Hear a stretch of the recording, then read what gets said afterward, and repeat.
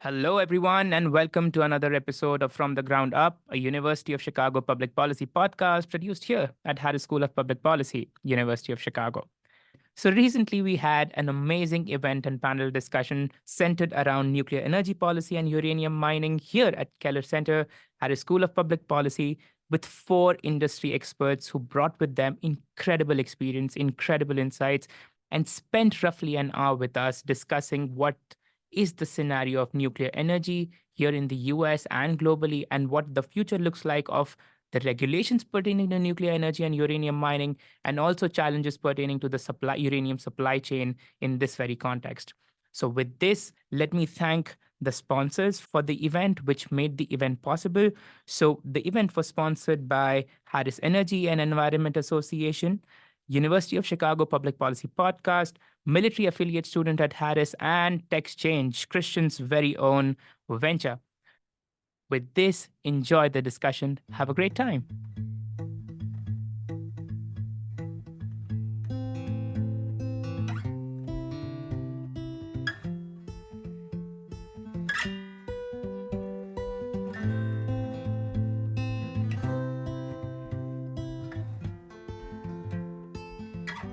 So, hello everyone, and welcome to our very special panel discussion on nuclear energy policy and uranium mining.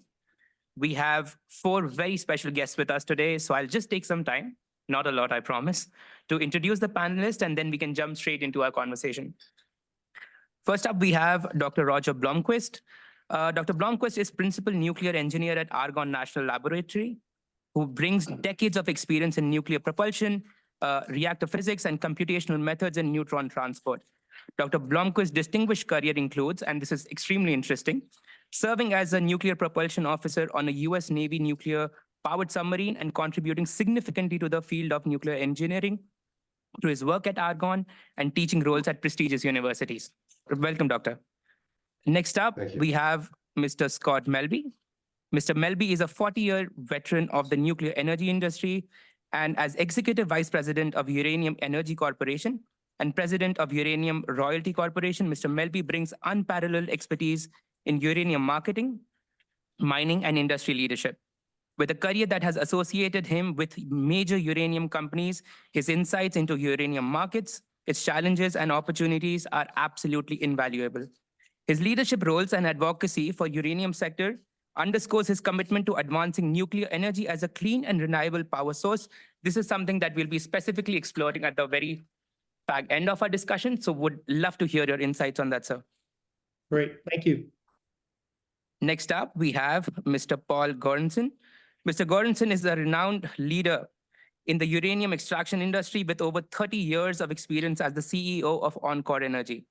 His experience spans building, renovating, and operating in situ recovery facilities across the United States.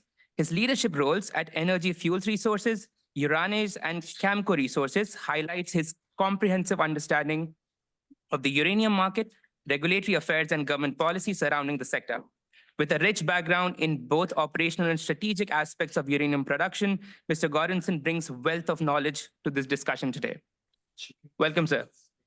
Thank you. And last but not the least, we have with us Mr. Kevin O'Sullivan. Mr. O'Sullivan is the visionary CEO of Alpha Noor and a recognized innovator in nuclear fuel recycling technology.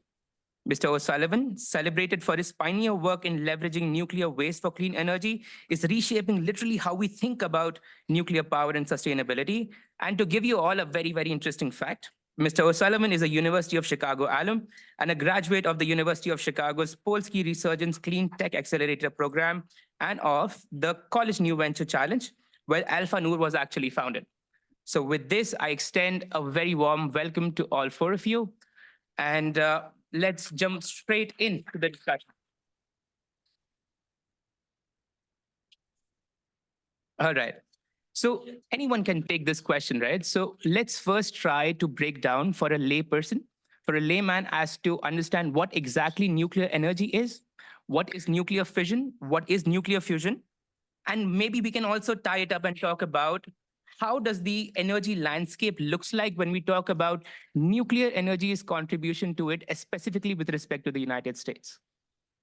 I think we defer to Argonne National Labs for that answer. Okay, I'll take that. So there's a sort of a hierarchy, and it's a historical evolution hierarchy as well, of energy sources. Hundreds of years ago, we had only renewable energy. And to a large extent, that meant labor, either animal labor or human labor. We now call this biomass, although there are other versions of biomass. And the issue with that was there was a limited supply of labor, and the human condition wasn't supported at a very high level with just that as an energy input. And of course, there was also burning firewood and so forth and so on, and a little bit of using wind for maritime propulsion, for example. Then we discovered fossil fuels about the time that the UK was deforesting itself in order to provide energy. And the deforestation was a strategic problem because of a lot of those trees were trees that the Royal Navy needed for its masts and shipbuilding. So there was a strategic imperative for them. And they developed basically the coal business that we have today in the world. And that was a huge increase in the quality of energy. It was stored energy, inherently stored energy. It was much higher density. And coal is basically the foundation of the modern industrial world and our prosperity. Following that, now there were some other fossil fuels discovered, oil and gas, which had some characteristics superior to coal, but essentially similar energy density. Those are chemical sources of energy. In other words, the energy density is determined by how much energy is stored in the chemical bonds and the compounds that go into the energy conversion system using combustion. That takes us to the 20th century when nuclear fission was discovered and nuclear fusion. And the energy density comes from inside the atomic nucleus instead of from the atom itself. So it was originally called atomic energy. Nuclear is much more accurately descriptive, much more precise. But if you only remember one thing from this, remember that the energy contained in a nucleus is about 1 million times the energy contained in a chemical bond. And that's where the energy density is getting better by 6 orders of magnitude. And energy density is a great surrogate for environmental impact. If you have very low energy density, then you either need a lot of fuel, or in the case of something like wind or solar, you need a very big system to capture diffuse energy. And nuclear is very good on the basis of land use, because you have maybe a square mile or a square kilometer of property that you need for a nuclear power plant, but it produces a staggering amount of energy for a very long time. And the amount of fuel that goes in is trivial. 1,000 megawatt coal plant requires basically a 100-car train load of coal every single day, and a nuclear power plant requires something like 1 rail car of fresh fuel every year or two. So that from those examples, you can infer environmental damage in terms of energy systems. Fission is when a nucleus is unstable and splits into usually two chunks and releases some neutrons. Fusion is when you take much smaller nuclei like deuterium and tritium and force them together to fuse. And forcing them together to fuse is one of the key challenges facing fusion right now. The other one being how you harness the energy that comes out of that reaction. It's in a form that is a bit unfriendly. And the scientists and the early stage engineers are still working on those two problems. Fission just happens naturally. Fusion, you need to keep squeezing that plasma over and over constantly. And the minute you stop squeezing it, the whole energy release evaporates. And fission reactor is just a pile of hot rocks. They're engineered to keep in a coolable geometry. And once you assemble all that material in the right place under the right conditions, the chain reaction just proceeds very smoothly indefinitely until you run out of uranium. That's a slight oversimplification, but not much. So you don't have to do much to keep a fission reactor going, but you do need to do a lot to keep a fusion reactor going. Right, right. So And I think think we'd be remiss to not mention the first sustained nuclear chain reaction was achieved at University of Chicago in 1942 underneath the Stagg Field Stadium in a racquetball court with Enrico Fermi conducting the first controlled chain reaction at University of Chicago. So it's fitting we're having this discussion here. And I'd say a sidelight of that is we're pretty sure that the president of the university at the time was not notified that this was happening. Thank you so much. I think like Dr. Blomquist was mentioning, are we all equally optimistic about the fusion and the fission, as Dr. Blomquist put it? Because from the country where I come from, India has invested a lot of monetary resources towards fusion and fission development, but either one of them is working out for us. So the fusion bit is working out. The fission is always 30 years later is the running joke in the industry. So I just wanted to understand from your perspective, from whether in America or maybe the international landscape, what is something that you're most optimistic about? Maybe some new tech that is coming up that we can look forward to that is solving these problems that Dr. Blomquist just mentioned? Well, I maybe want to clarify that your fission industry is thriving and alive and well in India, Right. but fusion that is Right. And I mean, the challenge with fusion is creating energy by to date we've been investing a lot of energy to produce less energy than the energy we're putting in to produce it. Now there's been recent breakthroughs where for a nanosecond we've produced more energy than the input to create it. And listen, as a society, we need every form of energy that we can get at our disposal going forward. So, continued research in fusion is important, but, fission is here today and is really making an absolute difference today in the economy. And I just, that our global society's gone through a very major green energy transition. Obviously, the objective of greener, cleaner energy is a good one and a sound objective. But I think the way we've gone about it, we haven't really achieved what we've set out to do in terms of carbon emissions. Because in my opinion, I believe we've employed too much ideology and not enough math and science to achieve the goal. And nothing's more math and science than nuclear power with fission. Wind and solar has wonderful applications and will always be a part of our energy mix, but it's intermittent by nature. It runs, the best wind farms and solar farms produce electricity perhaps 30% of the time. So it's unrealistic for us to consider that to be a 100% base load source of energy. Now, what's great about nuclear power and what's being realized by both the political right and left these days and really embracing nuclear energy is it is as carbon-free and safe as wind and solar, but it runs 24/7, 95% capacity factor. So that's why we're seeing a real revival and interest in nuclear power around the world. In the United States, it's 20% of our electricity. It's 50% of our carbon-free energy. Globally, it's about 10% of our energy, but we're building nuclear power plants again. 69 new plants, big plants have come online in the last 10 years.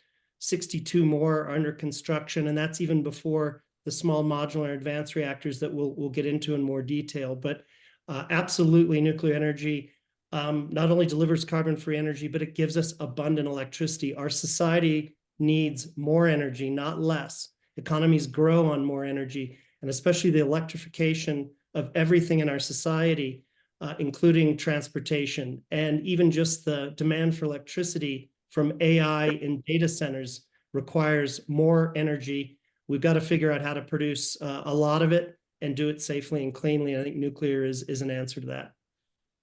And Perfect. I'll just follow up real quickly on the question about fusion versus fission.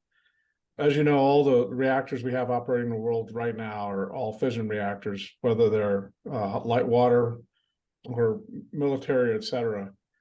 But there is an example in nature of both fission and fusion. Fusion would be the sun, but if you think about when we talk about compressing and controlling the fusion reaction, it's taking massive amounts of gravity to be able to do that. But on the Earth, there's natural fission reactions occurring for a reason why we have a molten core. The uranium fission decay is creating the heat to cause the core to be molten, and as well as there's in the Congo, there's actually on this a natural fission reactor where there's a large uranium deposit. So I think that it's going to be a while before we see fusion, because if you think about the amount of what you have to do to get control that reaction, it's going to take a lot more than just a few things we have currently in our bucket of our toolkit. It's going to take a lot of innovation, but fission we know, and the reactors that are operating now are operating safer and more reliably than they ever have in the past. And we cannot forget the fact that we've got a nuclear navy that's been operating safely for nearly 70 years. I think that if you talk about what's going to affect everybody in this room's life going forward, it's going to be fission. It's going to be where the focus is going to be. I'd like to add one additional point. Those naval reactors are operated by 20-year-olds. I was one of them once. All right, perfect. Now, with the context being set of as to what is nuclear energy, what is fission and fusion, I think it would be interesting to talk about, because from what I understand and what's the general understanding is the quality of the inputs determines the quality of the output, right? So let's talk about the uranium supply chain that is critical for the nuclear energy generation. What are certain challenges, maybe geopolitical or market volatility standpoint, that you foresee or you have seen that are plaguing the uranium supply chain and are an absolute impediment, if I can put it that way, to the United States specifically to procure good quality, good grade uranium? Mining in general has a number of challenges, and whether you're mining copper, gold, or uranium, there are some things that are common to all of those. And it's certainly, exploration. We have to discover the deposits in the first place. Uranium is quite a common element in the Earth's crust, but finding it in concentrations that make it economic to extract and mine is the challenge for exploration companies and mining companies.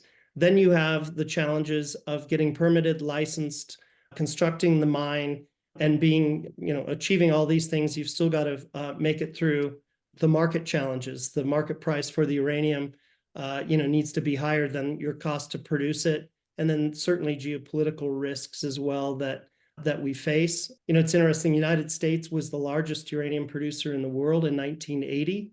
We were surpassed by Canada. And now today, the Central Asian country of Kazakhstan is the leading producer in the world today. So geopolitics plays a huge role today, just like it does in critical and rare earth minerals that have been dominated by the Chinese. In our industry, a heavy involvement by Russia has really has a big impact on our industry. And listen, after the breakup of the Soviet Union, we welcomed Russia into the Western nuclear fuel markets, uranium conversion, enrichment, and fabrication into our markets. Now with the invasion of Ukraine and kind of the weaponization by Putin of energy resources in Europe, we can't run away fast enough. The good news is, and Paul and I, our companies are engaged in this, is that the United States is blessed with abundant resources of uranium that have been underutilized, but we have, through new technologies that I'll let Paul get into in more detail, the in situ recovery technology to extract uranium in the United States allows us to compete on a global basis. There are higher grade deposits in Canada, for example, in Saskatchewan, Canada, but our ISR advantage, that we call it, is low capital cost, low operating cost, and environmentally a very favorably way to mine, extract uranium. So we have the normal mining challenges with uranium. We're obviously more highly regulated than other industries, but regulation done fairly and balances public safety and interest with the ability to mine critical minerals like this, that regulation can be done in the interest of the public and the industry itself.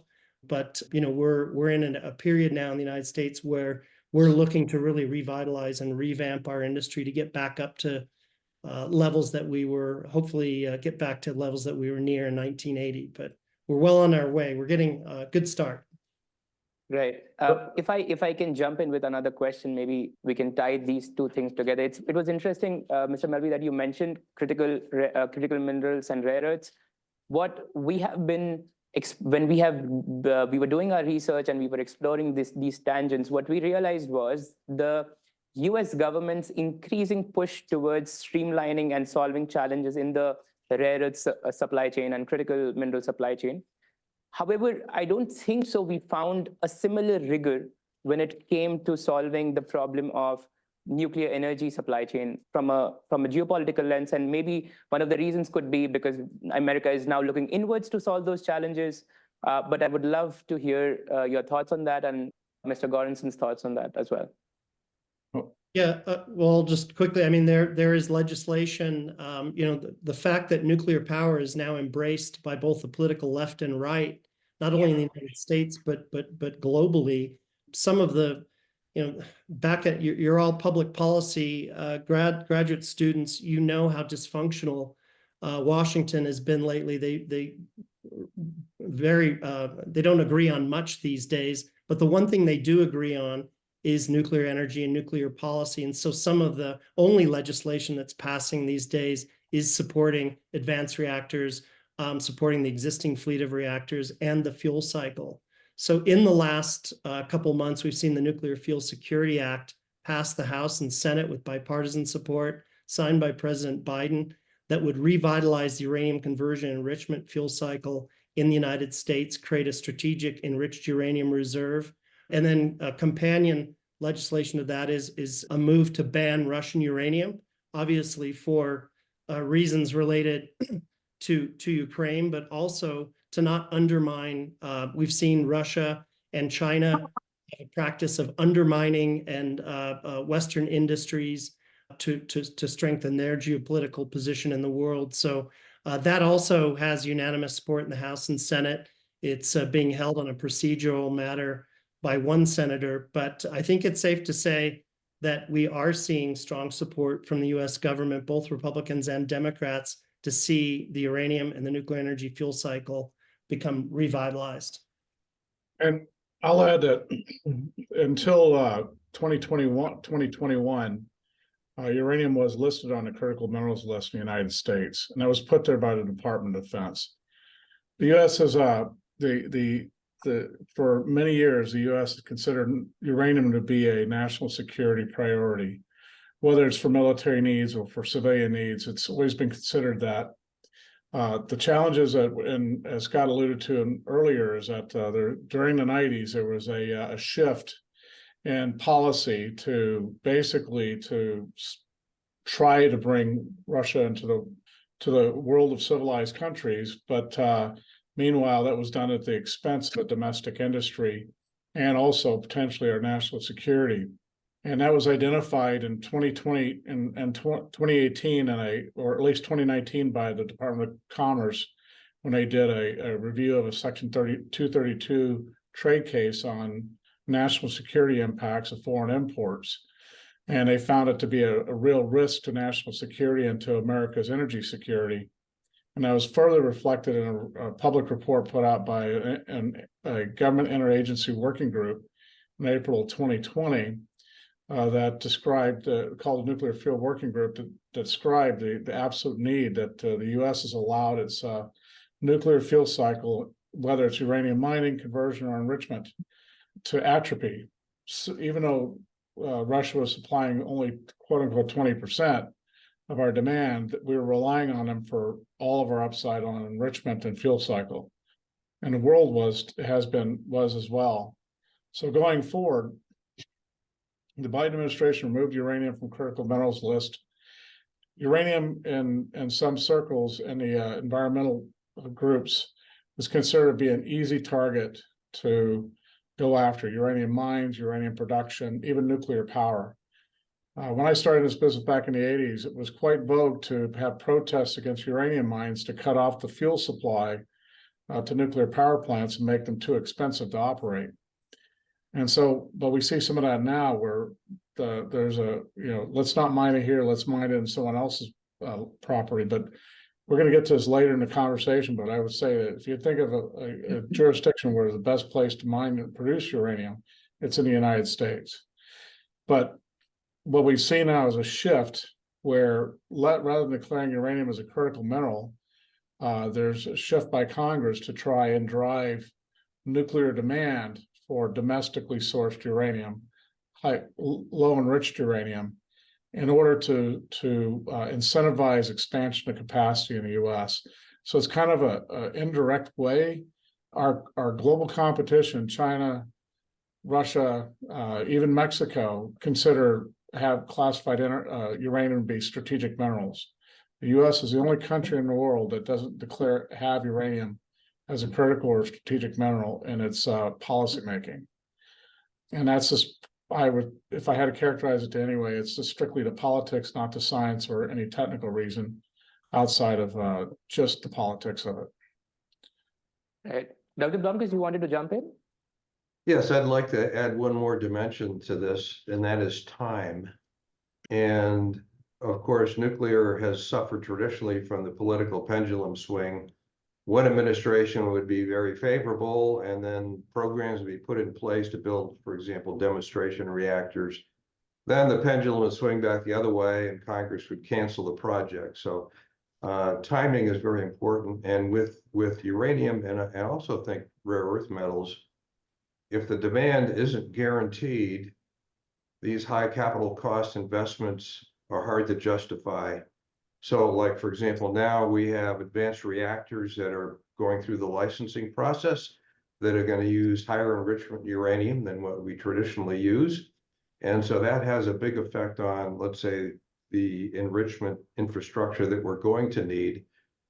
And so there's a chicken and egg issue here. Well, should we start building these advanced reactors when there isn't a high assay, low enriched uranium supply? And from the standpoint of the uranium business, should we invest in this when there aren't any reactors that can consume it? And so this is, I think, an argument for some sort of government involvement. And in most countries, not the United States, the government is heavily involved in their nuclear power business, and also the associated other businesses. I'm sure my colleagues have some comments and opinions on that. But time, the framing of time of these policies makes a big difference and can make policies look like they have failed when in fact they were good policies. Right.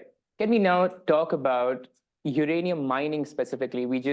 I think it's a common consensus that there has been an increased emphasis by the United States government to actually foster the nuclear energy domain, and there has been an increasing push. What I would want to understand, and I'm sure the audience as well, so two things in particular. One, what are the associated risks, maybe environmental, maybe with respect to people's habitat being disrupted, associated with uranium mining, A? And B, increasingly, if we track the legislations and if we track the regulations down for the past decade or so, do we see an increased efforts by the United States government to actually relax certain regulations to enable the companies mine the uranium that we just spoke about in the US? Well, maybe kicking it off, I think if uranium mining carries negative connotations, I think it really goes back to really the early days of even the weapons programs in the 50s and 60s, when we were in a Cold War to compete with Russia to develop the nuclear weapons program. The need to source uranium was very acute. We were thinking that the only sources might be in the Congo and Africa and other places. So we rushed to develop uranium mines in the Western United States, and frankly ran roughshod over tribal lands in the process. And just the safety culture around mining, the environmental health safety practices just weren't present back at that time. We're talking 1950s, 1960s. But just like automobiles back in the 50s and 60s didn't have safety glass, seat belts, or any of the modern safety features we have in cars today, modern mining practices, especially in the United States and in the, I would say, the developed world, are the highest practices of health, safety, environment, ESG of any industry. I would say even more so than general mining in general, because we have overlaid kind of a nuclear safety culture into our mining practices. And so I think one thing we have to do is really disabuse this notion that the mining that occurs in the United States today resembles what we saw in the 50s. There's no comparison.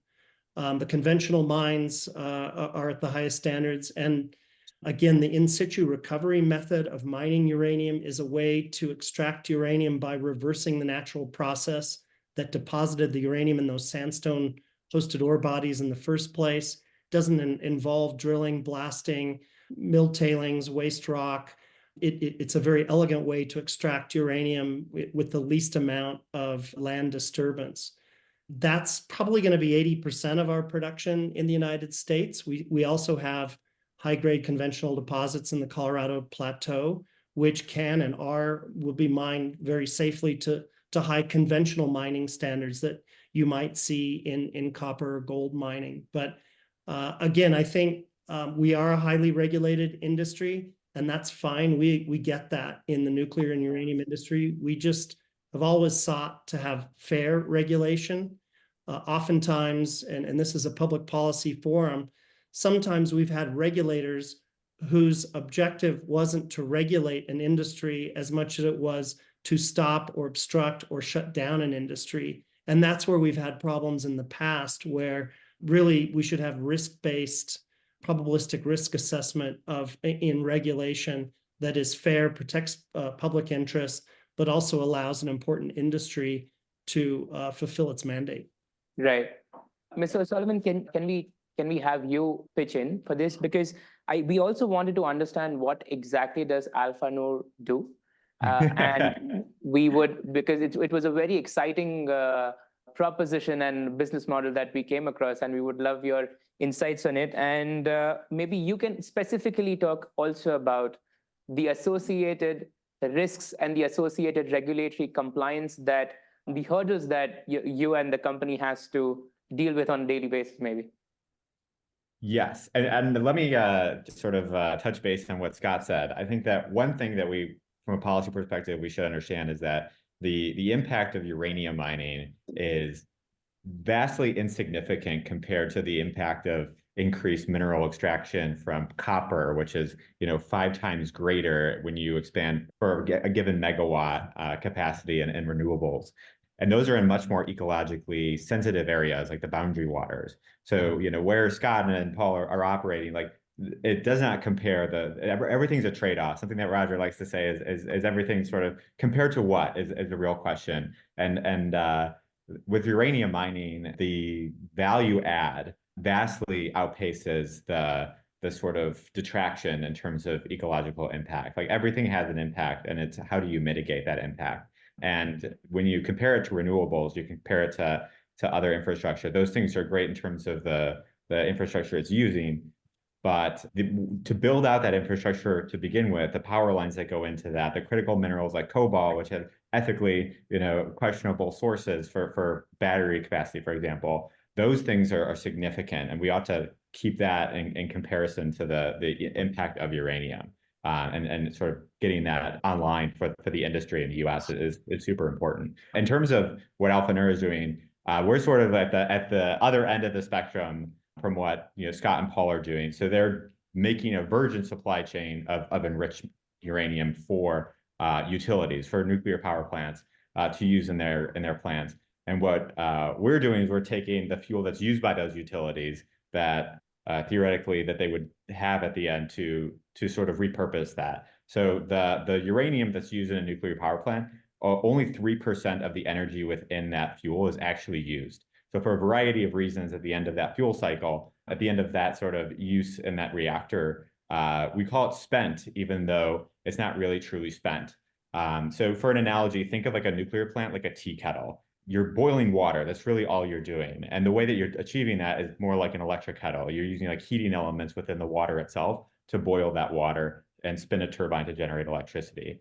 But that fuel is a lot like a chocolate bar. You have the uranium on the inside that has all the energy, and it's sort of covered in a cladding, what we call in the industry. It's like a wrapper. And at the end of the fuel cycle, it doesn't look like a chocolate bar. It's more like a Rice Krispie or a Crunch bar with Rice Krispies. That's sort of the chocolate has turned into. But 97% of that chocolate bar is still chocolate. Only 3% of it is Rice Krispies. And you know, there's a lot of technical things, and this simplifies it a bit. But what we're doing is we're targeting sort of Ghirardelli chocolate bars, like very fancy crunch bars for recycling. Ultimately, what we're doing is we're taking off the wrapper, we're melting down the chocolate, and we're just sifting out the Rice Krispies. And we're using technologies that are very different from what we've used in the past. And researchers at Argonne, Roger's colleagues, and Argonne sister lab, Idaho National Lab, have really been developing these sort of what are called dry technologies, so things that don't use water. So like that tea kettle analogy, we actually do boil real water in our plants today. And water is really good at facilitating these reactions. And those same sort of environments are almost replicated in traditional recycling technologies, these sort of facilities that could take this chocolate bar, this crunch bar, and turn it into a Hershey's bar. And what is new here is the lack of water in these technologies that we're pursuing. So it's almost like burning, we can't burn wood if there's no oxygen. Of course, there's other considerations, but we're limiting the risk by using technologies that are safer in a variety of ways and are much more efficient and generate less waste. So the carbon footprint of nuclear as a whole using a virgin supply chain is very small. It compares to wind in terms of the amount of carbon footprint. And a lot of that carbon footprint is in the supply chain of sourcing that uranium. But by recycling that, and if your facility is compatible with recycling, sort of using this repurposed crunch bar to Hershey bar, you're able to limit or to mitigate the carbon footprint by as much as 40%. So you can remove about 40% of the carbon throughout that supply chain by using sort of recycled uranium. And not every reactor can use recycled uranium, and they certainly can't all use it in perpetuity. So we're targeting a specific market segment of specific reactors that can use it. That these reactors that are coming online that have to buy HALEU, this sort of mid-enriched uranium, this sort of mid-grade chocolate that you can only get from Russia right now. And so we're partnering with Idaho National Laboratory in a cooperative research agreement to see how do you take these uranium spent fuel, this sort of crunch bar, and how do we efficiently, what does that kitchen look like, and how much does it cost for each segment, and what is our cost compared to like a virgin supply chain, source fuel. So we're very excited to partner with them, and the DOE headquarters is very interested in this project too, which is very helpful, and we're very excited. We just started last Friday, we just started this project. It's going to run about 6 months as this first research run. All right, that's amazing. I think let me pause here and let me search if we have certain questions in the audience, and then maybe I can. I would also want to ask a couple of questions, but I want to give the audience also time if they wish to ask any questions. All right, we have one here. Yeah, so nuclear energy obviously sort of slipped a little bit in the US because of certain tragedies and whatnot. But that didn't stop the French or other countries from continuing to truly develop that technology. And I think now we're at 4G or just a whole new generation of reactors. So I'm just curious, if you see this as an opportunity for the US now that it's reasserting itself in this market, and what technologies from France or what have you will kind of facilitate that? Yeah, I mean, the US has been the leading country. I mean, we at one point, I think we had about 108 reactors operating in the United States. We're now down at 93. We've retired some smaller, older reactors. We have added some, 2 new larger ones, Vogtle 3 and 4 in Georgia. But we're really looking in the United States for our growth right now in the small modular and advanced reactor world. These are not the 1,500 megawatt reactors that you're used to of the large pressurized boiling water reactors.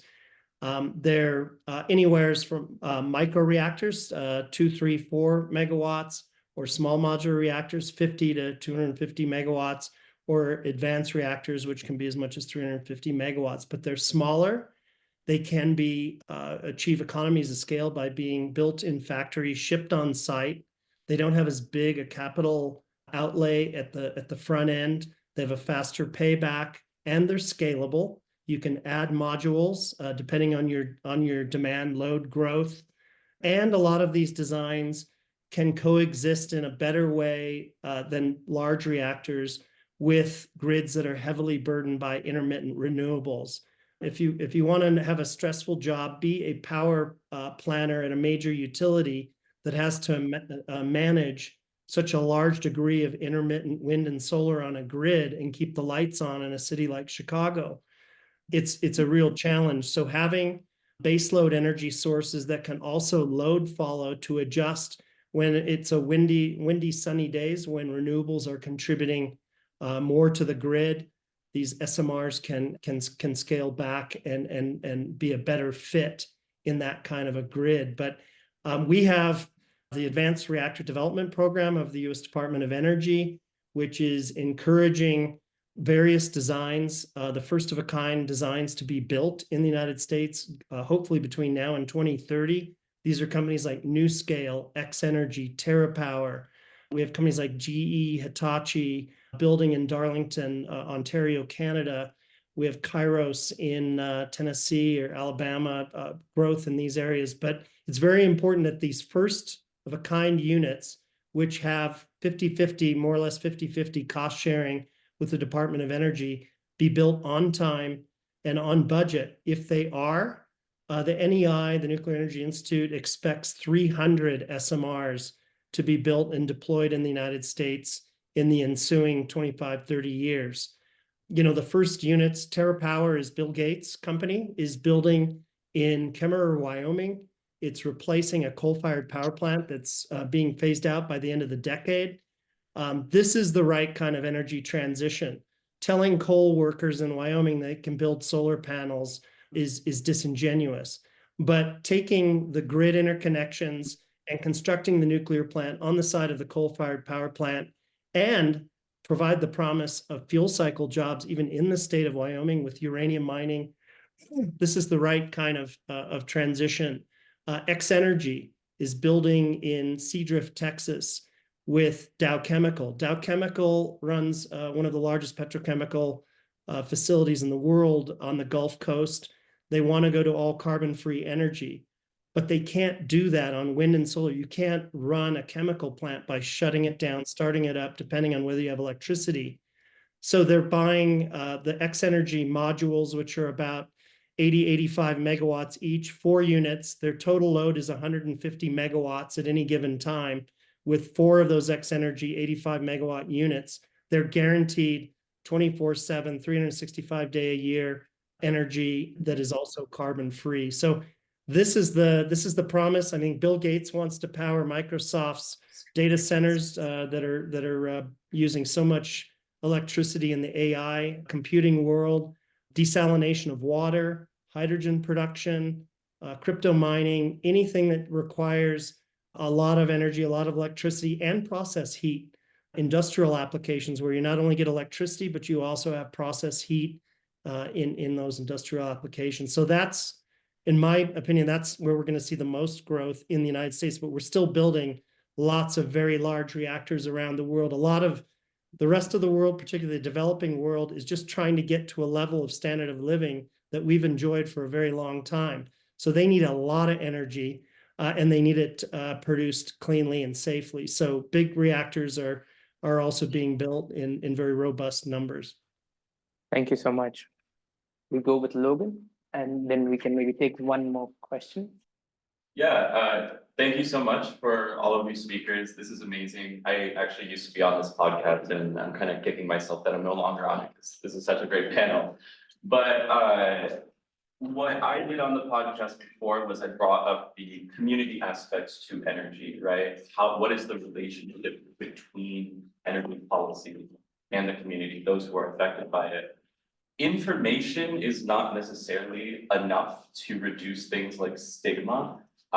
In order to build credibility, you can't just say, oh, we're safe, oh, we have the right regulations and protocols in place if they've already developed that stigma. So I'm wondering, what do you think needs to be done to build up credibility for nuclear energy and create that trust at a local and broader level?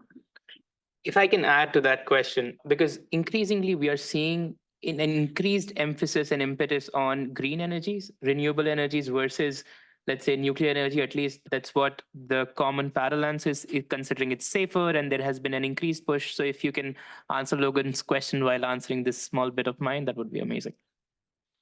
The one of the things that you're right about the being able to communicate more than just handing out flyers and giving out information. There's a real education drive so that occurs, and each community is different based on their experiences in those communities. So for example, if you're in South Texas where I'm at, we've got the South Texas Nuclear Project, which is 2 large reactors that are approximately 60 miles away from here where I'm sitting. And if you ask the local community, they say, we don't want those ever to go away because they operate safely. They've never had an incident, never had a fatality or a serious injury during the operations out there. But they also generate a tremendous amount of revenue for the local schools and for the communities. And so if you go there, go to the town of Blessing, Texas. When I grew up as a kid in that area, it was basically a one-stoplight town with a diner and a convenience store. Now it's got brand new schools, neighborhoods. It's effectively a bedroom community to the outskirts of Houston now, but they got grocery stores, and the standard of living is tremendously different. And it probably would never have occurred without that nuclear power plant being the base of that local economy. And then you go to the areas where we operate our uranium mines here in Texas, out in Duval County and Brooks County, Texas, which these are some of the poorest counties in Texas. The local communities, even our neighbors who don't have any interest in it, they want us there to produce the uranium, because one is that a lot of these landowners, it's the only revenue they get. They've inherited this land from their family, and they've held the land. But what's happening also in the local community is that all the young people your age, the age of most students, are leaving the community to go find jobs in the city or go out of state or go out of the country. And we bring in the jobs we bring in. We just had a major grand opening. We expected 180 people there. We had 300 people, most of those from the local community, expressing their gratitude for the fact that we're actually finding a way to keep their kids, their sons and daughters employed locally, and that results right back into an increased tax revenue for the local community. And these are some of those intangible things that we have trouble when we deal with, compare ourselves to our foreign competitors, which are all mostly state-owned. We're private entities working in these communities, and this is some of the things we've done. So what I try to do, we're also working with communities near the Navajo Nation. And they're some of the ones that they probably have, I would say, the one of the more negative views on uranium mining, and that's because of the way the U.S. government did things back in the 50s and 60s, and basically took advantage of the tribal resources and left a mess behind. It leaves a long memory, and when you talk about tribal communities, that's we're not talking about 10-year memories. We're talking about generational memories, and we have to work with them. There's we've talked to them. We've showed them the help work with them on. We had community meetings and brought community thought leaders out to see what we're doing, find solutions, try to help them try to be part of the solutions to some of the legacy issues. And that's gone a long way, but they're certainly not going to jump on the bandwagon just because we make a couple of presentations or or help clean up a site that had been sitting out in the open, there's still a lot of legacy. So what we're doing is that we're operating in Texas.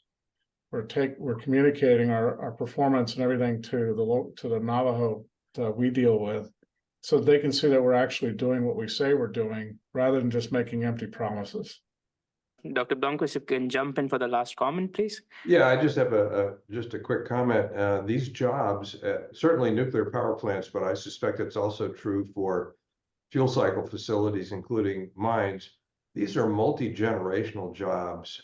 So if you're living in one of these towns or in the area and you've got a job at one of these facilities, your kids, if they want to, can work there too when they grow up, and their kids, because these facilities tend to go for a long, long time. It's not true for some of the other energy technologies where the resources get exhausted in short order, or if the facilities become uneconomical. Right. So I think with this, unfortunately, we are short on time. Yes. All right. So thank you so much. And thank you so much, Dr. Blomquist, Mr. Melby, Mr. Gordonson, and Mr. Sullivan, for being here with us today and sharing such amazing insights and your valuable experience. We have barely scratched the surface. We had plethora of questions to ask you around new technologies in the field and the regulatory hurdles specifically with respect to health concerns. So it would be really lovely if we can have you with us again, whether in person or again virtually in the future or maybe later months. And with this, also please join me in thanking our sponsors for today, because of whom this event was possible. It's Harris Energy and Environment Association, University of Chicago Public Policy Podcast, military affiliate students at Harris, and of course, Christian's very own venture, which is TexChange Unbrokered. So thank you so much and have a lovely day. With this, we close the event. Thank you so much. Thank you so much, everyone. Thank you. Thank you. Okay, so this brings us to the end of the podcast. We really hope you enjoyed the discussion.